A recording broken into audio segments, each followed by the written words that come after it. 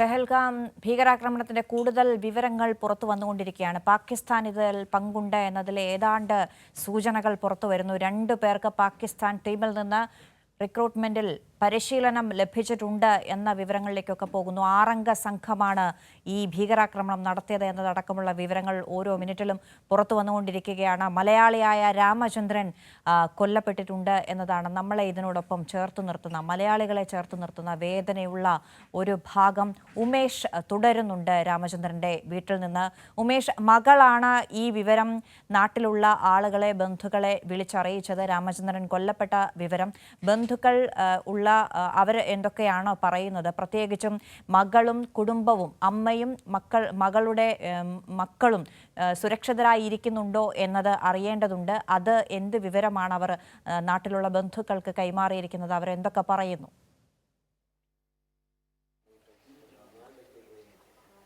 ബാക്കി എല്ലാവരും സുരക്ഷിതരാണ് എന്നുള്ളത് തന്നെയാണ് ലഭിച്ചിരിക്കുന്ന വിവരം. ഈ രാമേന്ദ്രൻ്റെ മകൾ തന്നെയാണ് ഈ അവിടുത്തെ സാഹചര്യമൊക്കെ പറഞ്ഞുകൊണ്ട് ഈ ബന്ധുക്കളോട് സംസാരിച്ചത്. ബന്ധുക്കളോട് എന്ന് പറയുമ്പോൾ ഈ രാമേന്ദ്രൻ്റെ ഭാര്യയുടെ സഹോദരി, അവർ തൃപ്പൂണിത്തുറയിലാണ് താമസം. അവരോട് സംസാരിച്ചത് ഈ രാമേന്ദ്രൻ്റെ മകൾ തന്നെയാണ്. ഇങ്ങനെ ഒരു സംഭവം ഉണ്ടായിട്ടുണ്ട്. താനും അച്ഛനും കൂടി ട്രക്കിങ്ങിന് പോയ സമയത്താണ് ഇത്തരത്തിലൊരു ഭീകരാക്രമണം ഉണ്ടായത്. അതിൽ അച്ഛന് വെടിയേറ്റു.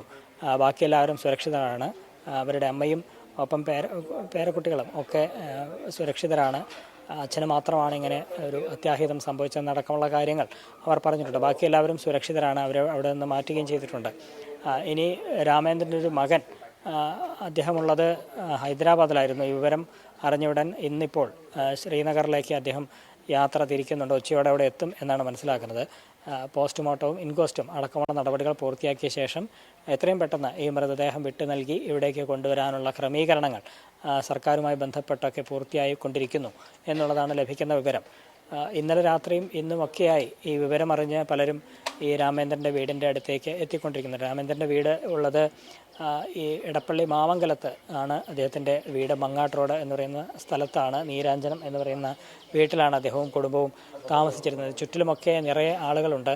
ഈ റെസിഡൻസ് അസോസിയേഷൻ, ഇവിടുത്തെ റെസിഡൻസ് അസോസിയേഷൻ, അതിൻ്റെ പേര് മങ്ങാട്ട് റോഡ് റെസിഡൻസ് അസോസിയേഷൻ, ആ അസോസിയേഷൻ്റെ വൈസ് പ്രസിഡന്റ് കൂടിയാണ് രാമേന്ദ്രൻ എന്നുള്ളതാണ് അയൽവാസികളൊക്കെ പറഞ്ഞത്. ഒപ്പം അദ്ദേഹം NSSൻ്റെയൊക്കെ ഭാരവാഹിയാണ്, അതിലൊക്കെ സജീവമായി പ്രവർത്തിക്കുന്നയാളാണ് എന്നുള്ള വിവരവും ഈ അയൽക്കാരിൽ നിന്ന് അറിയാൻ കഴിഞ്ഞിട്ടുണ്ട്. അത്തരത്തിൽ വളരെ സജീവമായി പ്രവർത്തിക്കുന്ന ഒരാളാണ് അദ്ദേഹം. ദീർഘകാലം അബുദാബിയിലാണ് ജോലി ചെയ്തിരുന്നത്. അബുദാബിയിൽ നിന്ന് അവിടുത്തെ ജോലി അവസാനിപ്പിച്ച ശേഷം ഏതാനും വർഷം മുമ്പ്, 1-2 വർഷം മുമ്പാണ് ഇവിടെ നാട്ടിലേക്ക് എത്തി ഈ വീട്ടിൽ താമസമാക്കിയത്. ഇവിടെ ഇത്തരത്തിലുള്ള സാമൂഹ്യ പ്രവർത്തനങ്ങളിലൊക്കെ അദ്ദേഹം ഏർപ്പെട്ട് വരികയായിരുന്നു.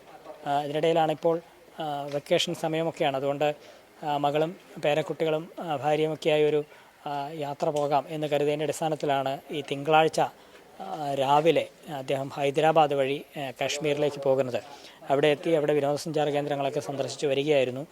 ഇന്നലെയാണ് ഈ പഹൽഗാം എന്ന് പറയുന്ന സ്ഥലത്ത്, അത് കുതിരയിലാണ്, കുതിര സവാരിയാണ് അങ്ങോട്ടേക്കുള്ളത്, അങ്ങനെ യാത്ര ചെയ്യുകയായിരുന്നു. പക്ഷേ അച്ഛനും മകളും മാത്രമാണ് അവിടേക്ക് പോയത്. മറ്റ് 2 ഈ രാമേന്ദ്രൻ്റെ ഭാര്യയും കൊച്ചുമക്കളുമൊക്കെ വാഹനത്തിൽ തന്നെ ഇരിക്കുകയായിരുന്നു. അവർക്ക് ആരോഗ്യ പ്രശ്നങ്ങളൊക്കെ ഉണ്ട്. രാമേന്ദ്രൻ്റെ ഭാര്യ ഷീല, അവർക്ക് ആരോഗ്യ പ്രശ്നങ്ങളുള്ളതുകൊണ്ട് അവർ പുറത്തിറങ്ങിയില്ല എന്നാണ് പറയുന്നത്. അച്ഛനും മകളും മാത്രമാണ് പുറത്തിറങ്ങിയത്.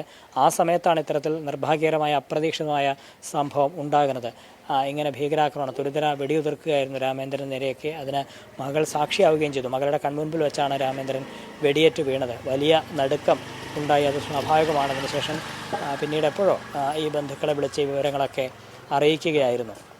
ഇന്നിപ്പോൾ ഇന്നലെ രാത്രി ഏറെ വൈകിയാണ് ഈ വീട്ടിലും അദ്ദേഹത്തിൻ്റെ അയൽവാസികളൊക്കെ വിവരം അറിയുന്നത്. 10 മണിക്ക് ശേഷമാണ്. പലരും ഇന്നലെ രാത്രി നേരത്തെ ഉറങ്ങിയവരൊന്നും ഈ വിവരം അറിയാത്തവരുമുണ്ട്. ഇന്ന് രാവിലെയാണ് അവർ ഇത്തരത്തിൽ ഞെട്ടിക്കുന്ന വാർത്ത കേട്ട് ഉണരുന്നത്. അങ്ങനെയുള്ളവരും ഇക്കൂട്ടത്തിലുണ്ട്. പലരും ഇന്നലെ രാത്രി തന്നെ അറിഞ്ഞ് പുലർച്ചെ വരെ ഈ വീട്ട് പരിസരത്തൊക്കെ ഉണ്ടായിരുന്നു. ജനപ്രതിനിധികളടക്കമുള്ളവർ ഇവിടേക്ക് എത്തിയിരുന്നു. ഇന്നിപ്പോൾ പലരും വലിയ ദുഃഖത്തിലാണ്. ഇവിടെ ആരുമില്ല, അതുകൊണ്ട് ഈ പരിസരത്തേക്ക് നിലവിൽ ആരുമില്ല. എല്ലാവരും അവരവരുടെ വീട്ടിലാണ്. വലിയ ദുഃഖത്തിലാണ് എല്ലാവരും ഉള്ളത്. ഇനി അദ്ദേഹത്തിൻ്റെ ഈ മൃതദേഹം ഇൻക്വസ്റ്റും പോസ്റ്റ്മോർട്ടം ഒക്കെ പൂർത്തിയാക്കി തിരികെ നാട്ടിലേക്ക് എത്തിക്കുക എന്നുള്ള നടപടിക്രമമാണുള്ളത്. അത് വളരെ പെട്ടെന്ന് തന്നെ അക്കാര്യങ്ങളെല്ലാം പൂർത്തിയാകുമെന്ന് പ്രതീക്ഷിക്കുന്നു. കേന്ദ്ര സംസ്ഥാന സർക്കാരുകൾ ഇടപെട്ട് അതാത് സംസ്ഥാനങ്ങളിൽ ഈ രാമേന്ദ്രൻ മാത്രമല്ല കൊല്ലപ്പെട്ട മറ്റുള്ളവരുമുണ്ട്, മഹാരാഷ്ട്രക്കാരുണ്ട്, മറ്റ് സംസ്ഥാനങ്ങളിലൊക്കെ ഉള്ളവരുണ്ട്. അവരുടെയൊക്കെ മൃതദേഹങ്ങൾ അതാത് സ്ഥലത്തേക്ക് എത്തിക്കണം, അവരവരുടെ വീടുകളിലേക്ക് എത്തിക്കണം. രാമേന്ദ്രൻ്റെയും വളരെ വേഗം തന്നെ നടപടികൾ പൂർത്തിയാക്കി ഇവിടേക്ക് എത്തിക്കാൻ കഴിയും എന്നുള്ളതാണ് പ്രതീക്ഷിക്കുന്നത്. ഒരുപക്ഷെ ഇന്ന് രാത്രിയോ അല്ലെങ്കിൽ നാളെയോ ഒക്കെ മൃതദേഹം ഇവിടേക്ക് എത്തിക്കാൻ കഴിയും എന്നാണ് പ്രതീക്ഷിക്കുന്നത്. ഏതായാലും വലിയ ഞെട്ടലാണ് അതിൻ്റെ നടുക്കത്തിൽ നിന്ന്